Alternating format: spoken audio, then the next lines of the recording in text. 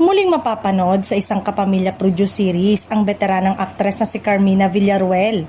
Matapos ang halos isang dekada, kinumpirma na nakabilang siya sa cast ng inaabangang psychological suspense series na The Loyalty Game, na proyekto ng Star Creative at nakatakdang ipalabas sa Prime Video.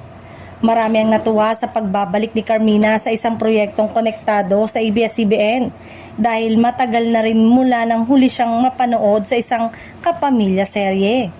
Kilalang aktres sa kanyang husay sa pagganap sa iba't ibang genre, kaya naman mataas ang inaasahan ng mga tagahanga sa kanyang pagiging papel sa bagong serye.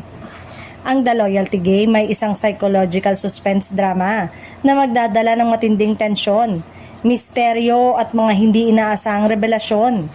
Tampok din sa serye ang ilan sa mga kilalang pangalan sa industriya na inaasahang magbibigay buhay sa masalimuot na kwento ng tiwala, pagtataksil at kapangyarihan. Bagamat hindi pa inilalabas ang buong detalye ng karakter ni Carmina, marami na ang nag-aabang kung magiging kakampi ba siya o isa sa mga pangunahing suspect sa kwento. Dahil sa kanyang karanasan at galing sa pag-arte, inaasahang magiging mahalagang bahagi siya ng takbo ng serye. Samantala, naging usap-usapan din sa social media ang naturang anunsyo.